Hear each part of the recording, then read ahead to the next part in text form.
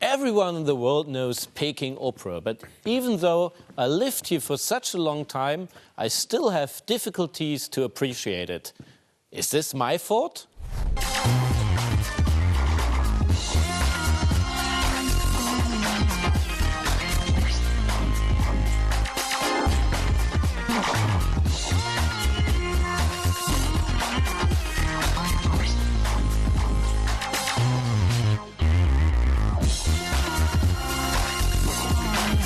I'm really glad to have you here at Asia Talk in Beijing's Art District 798 Qijioba.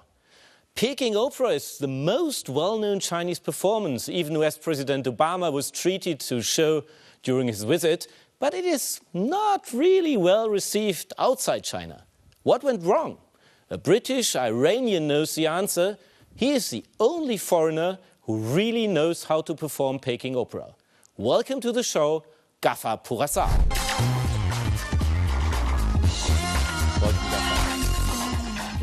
Thank you for having me. Before you make some performance, can you make me a noise, a sound of the Beijing Opera? Sure, all kinds of sounds.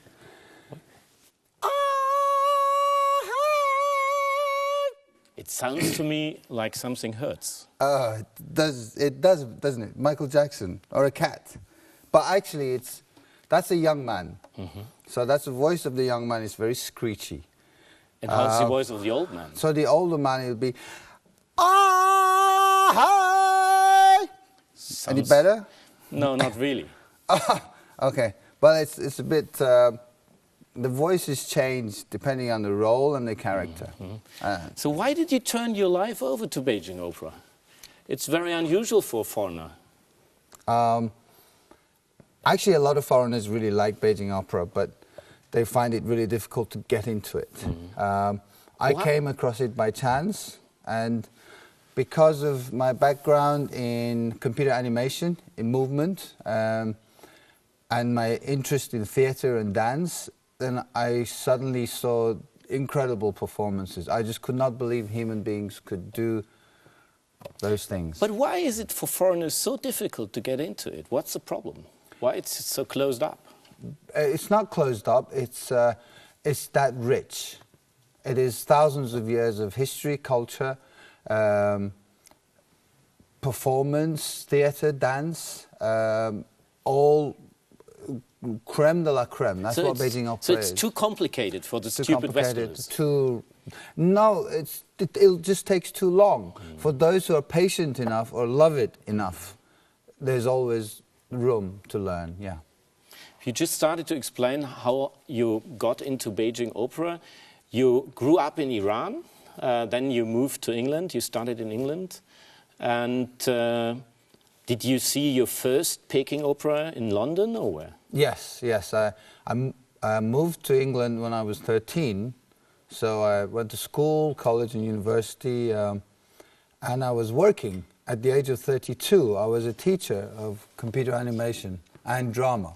So I had 2 jobs at the at the performance quite college. Different jobs. Yes, it's because of my love for the theatre, and then my love for animation. So I was doing both, and then I came across Beijing Opera by chance at Queen Elizabeth Hall in London in summer of 1993, and that stage just came alive for me. I could not believe it. What happened to you? What was it? Well, it was simple. I had tears in my eyes. At the end of that show, I was watching these incredible, colourful costumes, but the people who were wearing it, they were just somersaulting across, and then they were singing. And they were moving, the choreography, the movement, the incredible power and flexibility of these performers. I thought, what kind of training would give a human being this kind of power and flexibility? And why should an actor be able to sing, dance, do stage fighting, do acrobatics? Well, I came to China to find out. So you packed immediately your suitcases and you traveled to China? I was in Beijing within 3 months.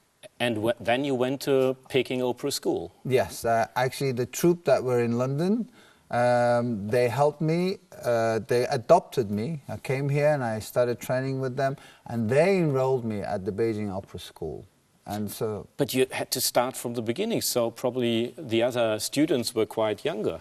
Yeah, they were about 20 years younger than I. They were about this high when I was the same as high as now. Yeah, I was 32 and they were like 12. And here we are. Did this go well? Did they accept you, the old guy who's coming to China, doing some training? That's the beauty of children. They don't have any baggage. They just see you as a human being. And so they call you uncle. Some of them call you teacher, some of you call you older brother, and some called you, you know, because these different terms of status that exist in China. Every day they would gather around me, so I was getting a lot of attention. They'd gather around me and ask me questions about English girls, about double-decker. What did they want to know? Well, they wanted to know, really, is London full of double-decker buses? You know, no, about the girls. The girls. They wanted to know what they're like and what they liked, and they wanted to find out about everything. Little kids, they're curious about everything. It was fun. Every day before a class, and we had several hours of acrobatics, stage fighting, makeup, costume, acting. But before the teacher comes, they were all asking me questions about the West. They're very curious. But it was also quite tough time for you because you had to study, learn a lot. You had to do training, which was quite hard. Yeah, I guess it was these fun times that made that really worthwhile. Because I was sick. The first 2 years, I was continuously sick. With because fever. of what? Well, first of all, Beijing was not as clean and as modern as it is now. This is 17 years ago. Beijing was a pancake. There was not a two-story building on the Third Ring Road. There was one high-rise Schaukelidasha, the chocolate house, because it looks like a big chocolate bar. Exactly. And it wasn't clean. The food, I wasn't used to, the language and the costume and the people. And so Beijing is very dry. And with that training, incredible training of Beijing Opera, I was sick every day. I would start most of the classes with a fever. And you still continued? Yeah, you know, every night you go to bed and you think, you know, you gave up so much to come here. So you might as well give it a go. What is the most difficult thing for a Westerner when he's trying to learn Peking Opera? I think the first most important thing is the real true love for either the people, the culture, or the art form. If they've got really, I mean, it's not like, oh, I'm here for a year to make money, or I'm gonna do this for a few months and then take it and do something with it. No, if it's like 100% giving yourself to this thing, you will get a return. But with most people, here are the difficulties. Like when you deal with Chinese people, even at the opera school, even with the teachers, you've got to have some kind of a relationship, they call it. In other words, it's a give and take. Just because you gave the fees to come to the school doesn't mean they were going to teach you. And you even had a teacher who was sitting already in a wheelchair. Yeah, I had one of my most powerful, in a way, teachers had already lost the use of his legs as an acrobat in the Beijing Opera. And so how could he still teach you? Well, he's a real Buddhist, and he kind of prays, chants 4 hours a day, and so he's so dedicated to his art form that he put that into me. He decided that he was going to make this foreigner learn. And he told me at the beginning, he said, Ghaffar, look, Chinese masters, artists, will not separate from this art form so easily. They won't give it, especially to a foreigner, so easily. Why they don't want to give it away? Oh, are they secretive? Or? It's not that. It's actually a trade. It's nothing to do with foreigners. I'm a master of performing this particular art form. If I teach it to someone, well, then I lose that. Oh, okay. You know, that he's going to go and make money, and I go hungry. So it is an artisan. So it's about competition. It's about competition, but it's the same as in the West. Anybody in the West, the real top artists, they will not give away their secrets because then there's nothing to make them special. So this has been the way for hundreds, thousands of years in China. But this master, he decided he would do that for me. But they accepted you as a foreigner? Or are they saying, the Chinese masters, well, we're going to teach him, but he's never going to do it in a way we can do it because he doesn't have the same cultural roots? The simple answer is that the Chinese will never accept a foreigner as a Chinese. It is very simple. It's very strange. It's a lot different in America. Yes, well, you're talking about like the youngest nation in the world versus one of the oldest nations in the world. So, of course, so we can't compare it. We can't compare them. And you know, with a few years, you know, right now, loads of foreigners now speak really good Chinese. I mean, when I was here a few years ago, as soon as I would open my mouth, the Chinese would say, "Wow!" But now I walk around and I hear foreigners speaking Chinese, and I say, "Wow!" So, but it's not just language. It's not just what is you know. There is a level of communication which means I accept you as a human being, and they appreciate that. They see that. They feel that. And that's a big change. If you're honest and they see that you take them as an equal, they take you as an equal. Actually, in China, foreigners are privileged. For Chinese people often look up to foreigners. In which way they are privileged? Well, you know, there's always been a status game all throughout history of China, all the way from the emperor to normal people. They feel that the foreigners belong to the higher status. But that's quite new in Chinese history, because like 150 years ago, every foreigner was treated like an outcast. Well, that is the other side of it, which also exists. That is to say, they treat you as someone with a higher status. They're always polite with you. They always make sure that, you know, nobody feels that they're doing anything bad. But their real internal feelings, you never know. They might think that, you know. Even after such a long time living in China? Well, for the people that don't know me, you get, and China that's one thing you always have, people. More and more people. What was the most surprising thing when you were learning Peking Opera? Surprising for me, yes, was how much more beautiful it was than I had imagined. In which way? Well, we all have imagination, and this is very, very strange thing to say. I would think, and I think everybody would think, that their imagination could think something more beautiful, something higher, something more incredible. You'd think that your imagination was capable of that. With Beijing Opera, it's not. I mean, it is, instead? It itself is perfection. It is hundreds of years of perfection passed down to us. A very important part in Peking Opera is actually, do you say Beijing Opera or Peking Opera?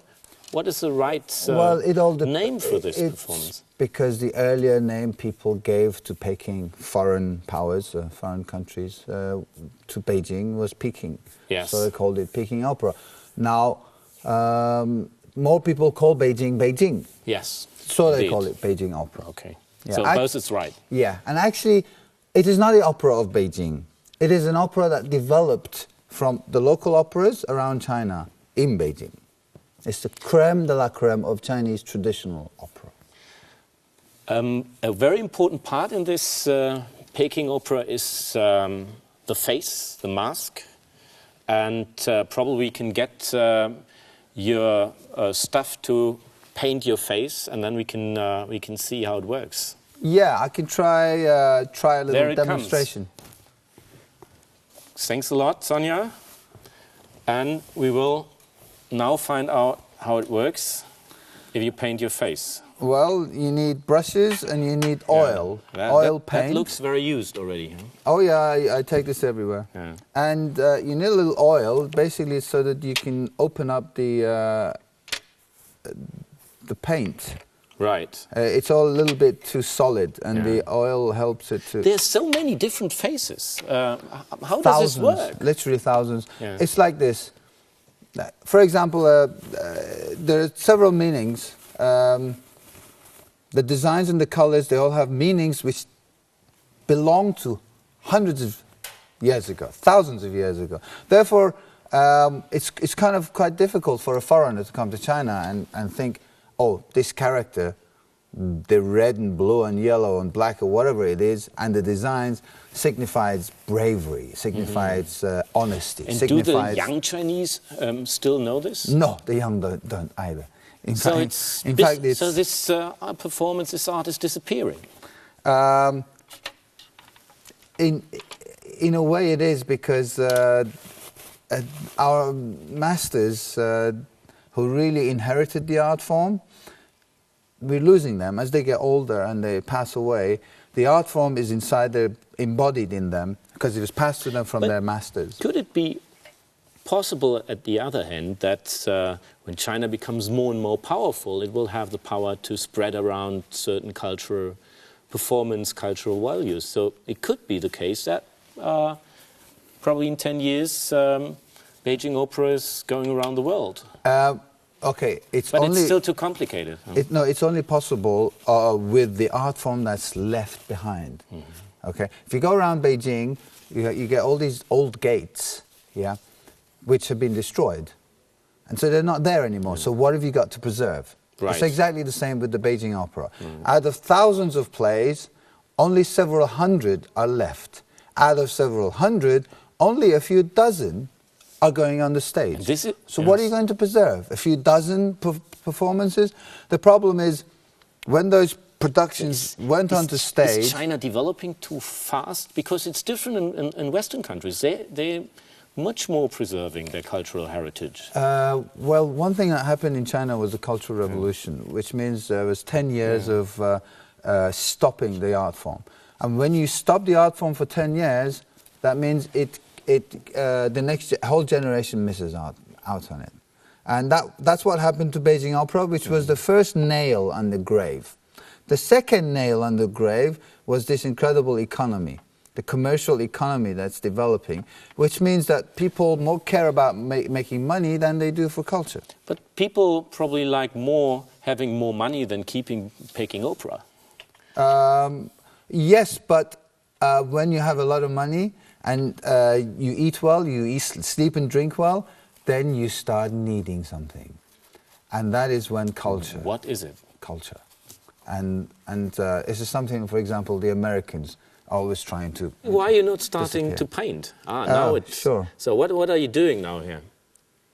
I am painting the character, the face for the character of the Monkey King. It's white, red and black, the main colors. You probably will not be able to finish it, or we can see at least how it's going to go. How long does it take to finish a good face? An hour.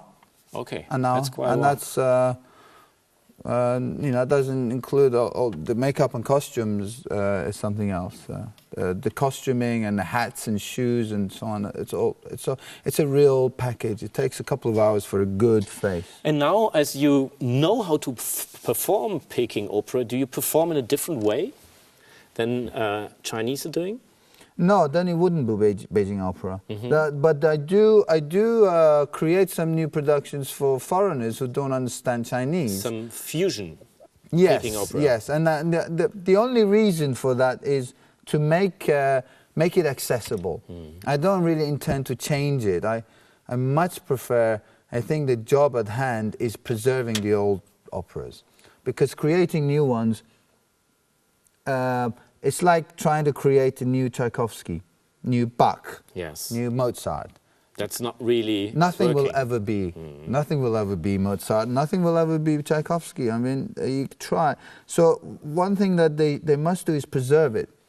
But I think there is another. There's another thing is to make the young people take more interest in it, and for that you have to come up with new ideas, new fusions.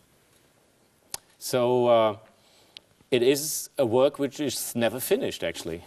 Of course, but but that is the. That's a true art form. Should be like that. A true art form should be. Is it the downside? No, I think if I were to want to learn this art form, I should spend the rest of my life, and one lifetime isn't enough. So that's how deep, that's how rich an art form this is. 2 years ago, you went for the first time back to Iran with a big Peking Opera troupe. Yes, that was quite an adventure, I think. Well, I'm quite proud of being the person to introduce Beijing Opera to Iran. Persia. Although Persia and China have had like thousands of years of contact through the Silk Road and through history, Beijing Opera had never been and performed even there. the blue and the Chinese porcelains coming from Iran, yes, from Persia. yeah, and most of the string instruments, even in the Beijing Opera, the Jinghu and the Qing, they come from Iran, from Persia. But the official Iran is not very colorful, actually. So how did they accept it?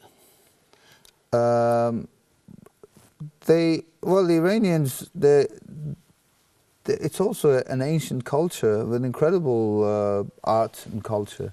They do appreciate the beauty, the color, the designs. They're mesmerized. They were mesmerized, and also with the physical performance. Even they could not believe that actors would be doing acrobatics and land on the splits.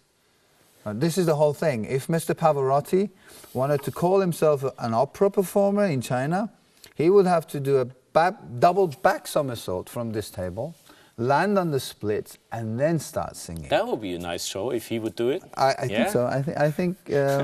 I would watch it. So what are you doing now with your face? Well, the basic design of the Monkey King face is a monkey, which this is based is in white. The color white actually in China is not a representative of goodness. Actually, the opposite. It represents bad. It means too clever, and when you take clever too far, then you come out with nasty. You come out with. And some of the characters, the nastiest characters in Beijing Opera are entirely white. But the white on the monkey doesn't mean that, because it's not that too much white, and he's only a bit nasty. It's only he can be. He can be. Not only he's like a baby. He's a child. He's a naughty child, but he can also be a. I mean, he's got the both sides. And how about red and black you have here? The color red is actually, other than representing fire and braveness, it also represents honesty. And color black represents loyalty. So you have not a lot of black in your costume, so you're not very loyal. Oh, the colors for the costumes are different meanings. Skip the painting of the face, and probably you can show me some movements. Or first of all, you can tell me how to make one of these. Okay. I call it sounds. How do you call it? Sure, I can actually do that while I'm doing the black. Okay. Do you want to learn a bit of singing, or yes. do you just want the sound? A bit of singing? It's up to you. Try. Well. Don't make it too complicated. Well, the simplest thing is like. On. Good. That was quite easy. But you can make it a bit more complicated. With a young man, that would come out as on. Try that. On. Okay, and you know what that means? No. Okay, that means me, my name. I. It means I, actually. Yeah. Show me some movements. Okay. Yeah? We actually have a dress somewhere for me. Yeah, why don't you put on your dress? Yes, I don't know where it is. Oh, here's the dress. Thanks a lot.